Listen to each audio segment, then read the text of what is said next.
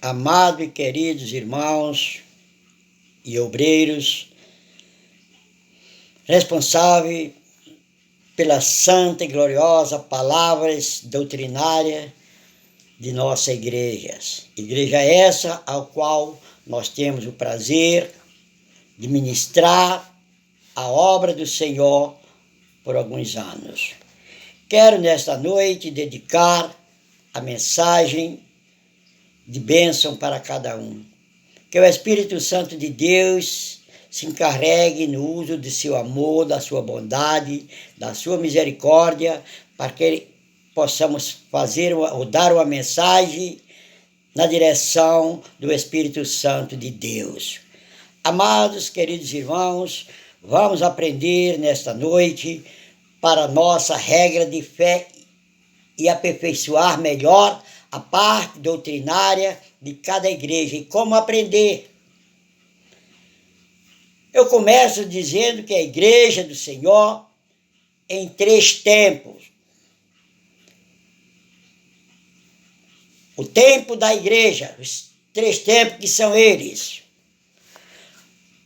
A igreja antes do Calvário. A igreja depois do Calvário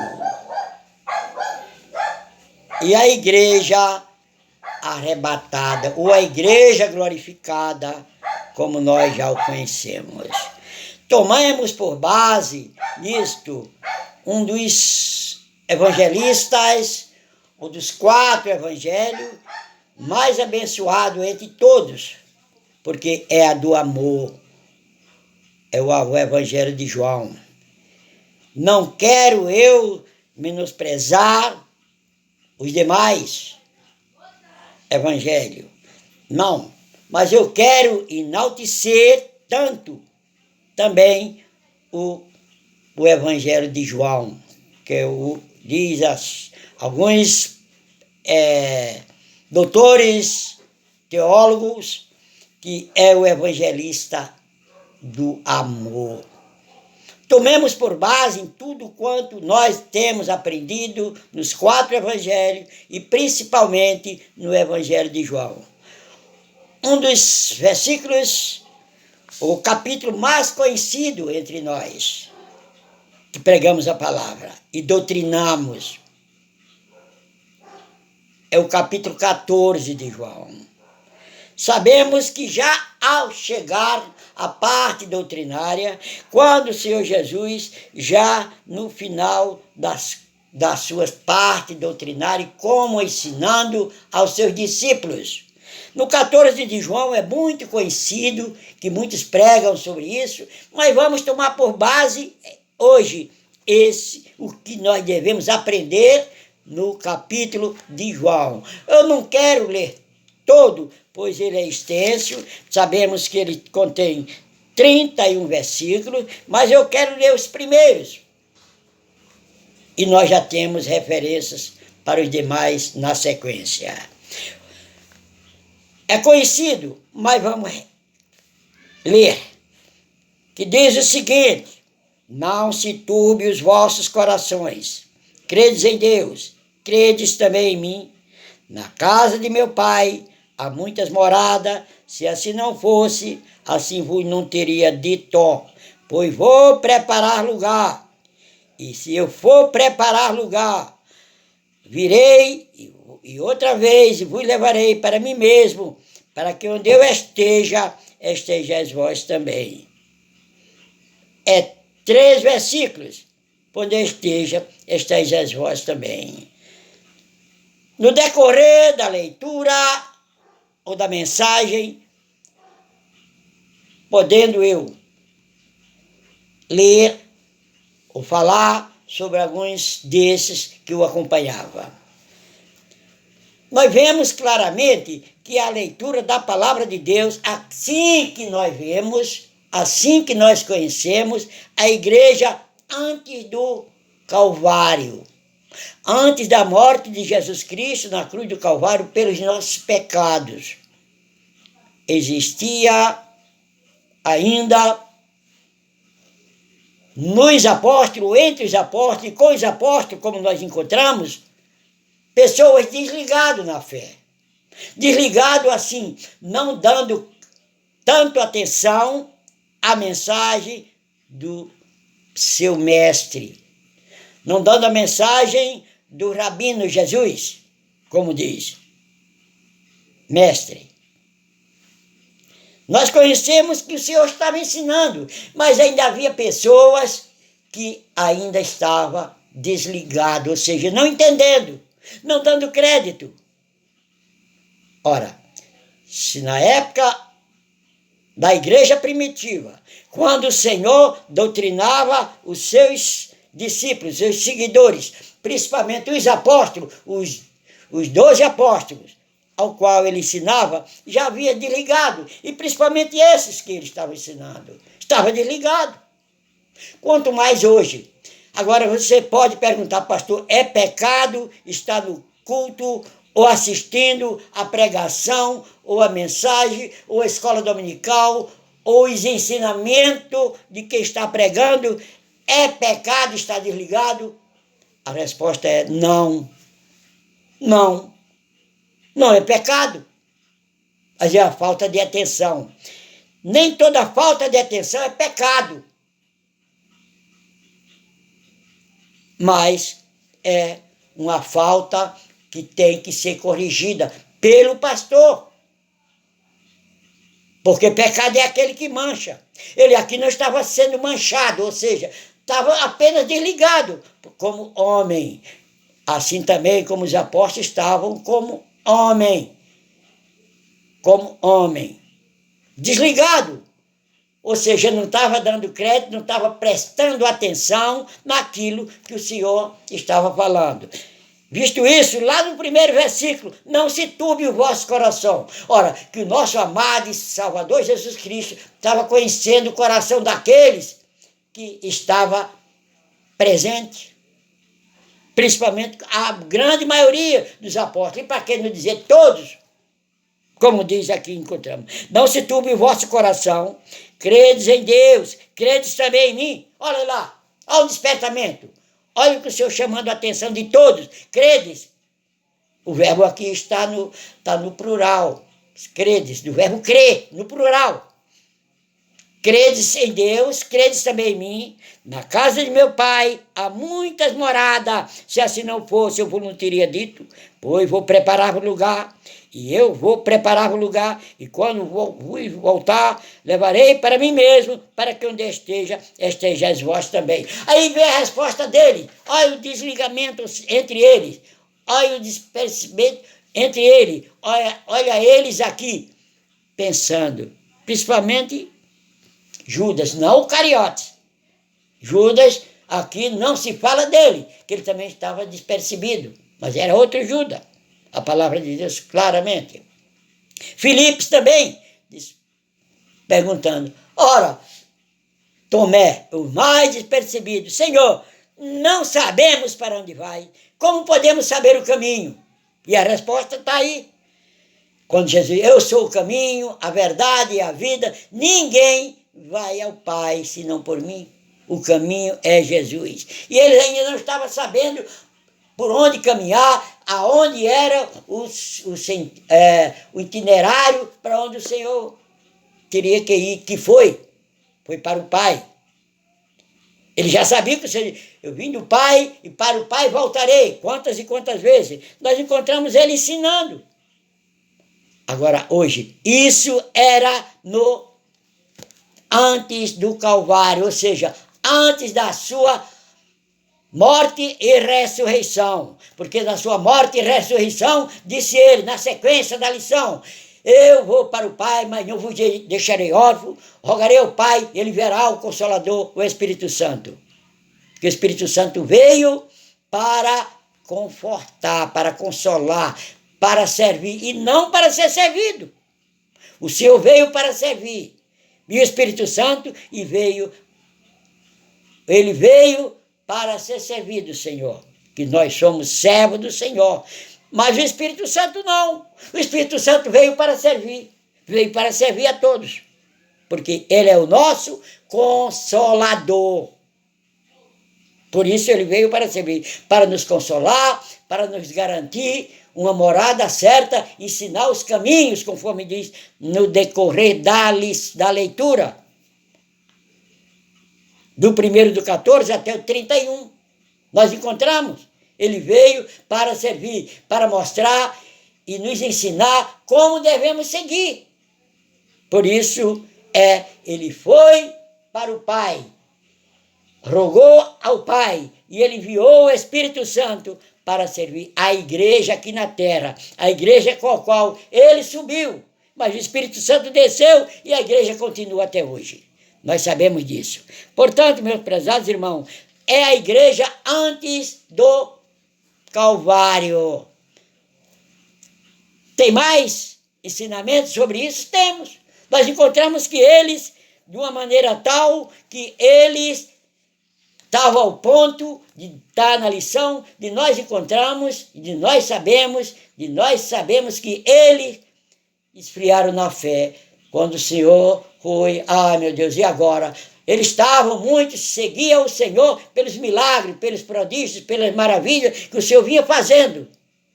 Mas o Senhor deu uma resposta abençoada até nós, que somos igreja do século 21.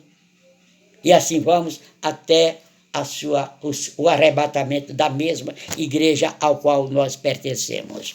Nós sabemos que disse o Senhor: se creres em mim, farás as obras maiores do que essas. Obras maiores do que essa vão fazerem. Mas é se crer. Mas fazer em nome de quem? Em nome de nosso Senhor e Salvador Jesus Cristo. Porque o Espírito Santo está na terra. Mas encontramos isso aqui até o Calvário. Porque nós sabemos que houve a primeira alma no Calvário. Mas essa alma não fez parte dos apóstolos. Quem foi a primeira alma salva no Calvário? Não foi João. Não foi nenhum desses. Não.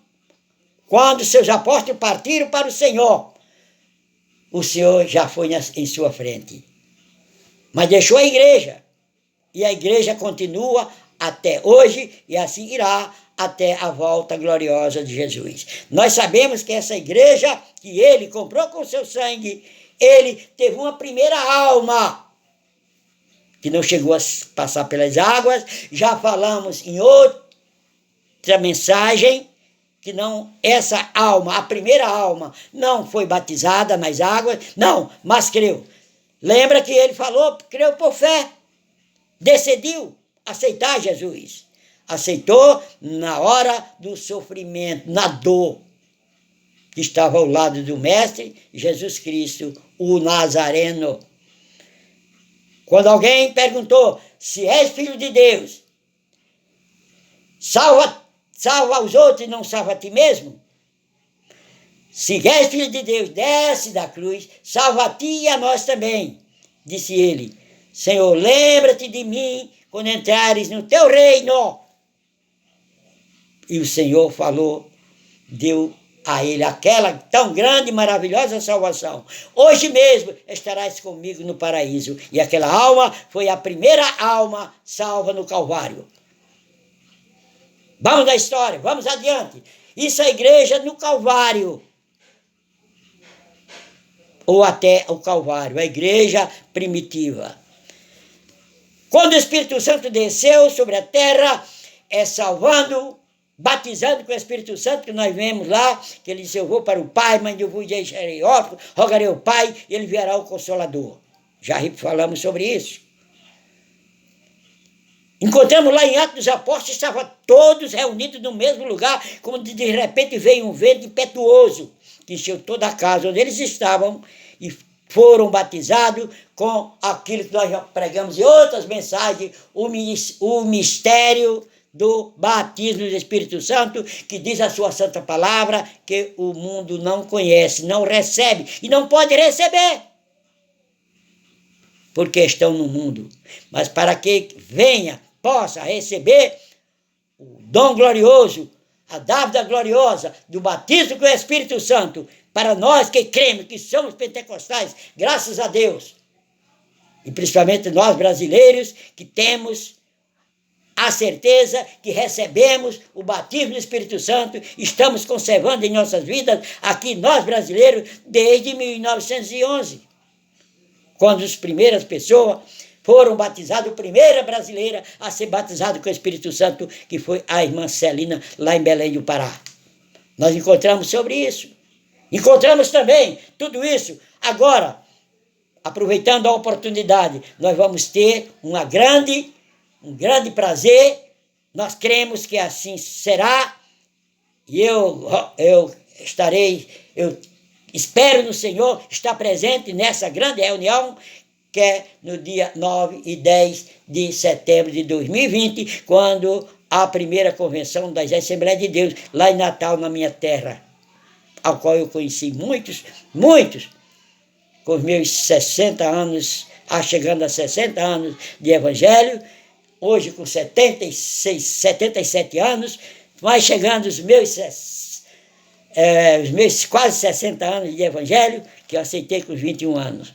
Hoje eu tenho um prazer e peço ao Senhor que em setembro toda essa pandemia já tem passado e nós vamos ter uma reunião abençoada lá em Natal. Vamos estar presentes. É claro que os primeiros pastores, ao qual eu conheci, que tenho o prazer, hoje, a maioria de saudosa memória, para quer dizer todos, conforme o saudoso Cícero Canuto de Lima, com quem eu tive o prazer de conhecê-lo, o pastor Antônio Petronilo dos Santos, ao qual eu tive o prazer, por ele ter sido batizado na Assembleia de Deus João Pessoa, o pastor e outros pastores de saudosa memória, o pastor Paulo Leves Macalão, com o qual eu tive o prazer de ser, por ele, chamado, consagrado, ou chamado para o diaconato, nos anos 70. E assim, meus irmãos, eu tive o prazer de tê-los como mestre, meus ensinadores. Assim também como o pastor Lourenço Olson foi o meu mestre, porque hoje, pela misericórdia de Deus, eu sou um pastor doutrinário. E conservo aquilo que eu aprendi nos anos 60 até a data de hoje. Não abro mão.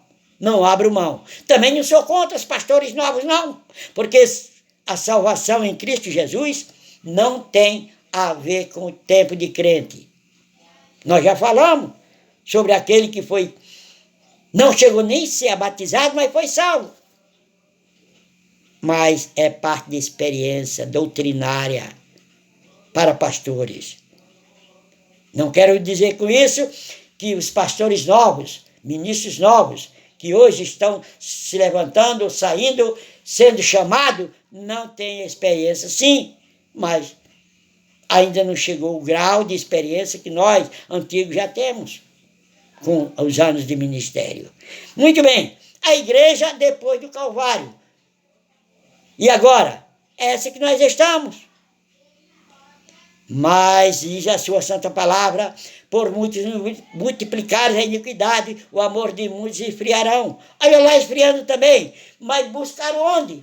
Aonde? Lá, quando ele estava desprecavido. Isso é que eu deixo para os meus obreiros daquele com qual eu convivo, ou me ajudam nesse ministério ao qual eu tenho chamada.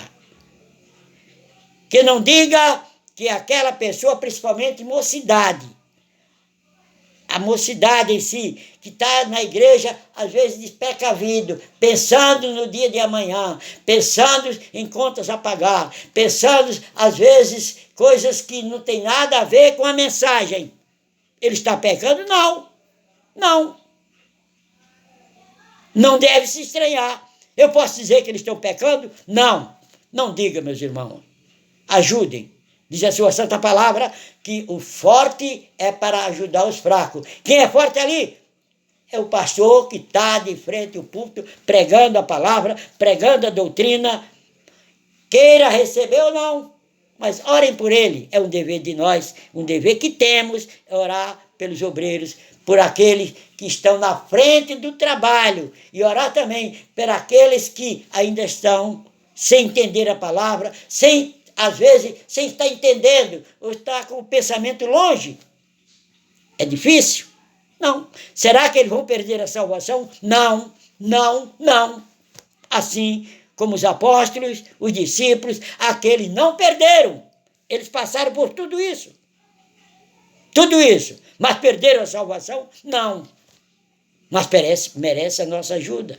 Merece o nosso entendimento, ou seja, aconselhar, vamos falar de boas maneiras. Não jogar pedra ou não fazer um pré-julgamento naqueles que estão ainda longe da mensagem. Por quê?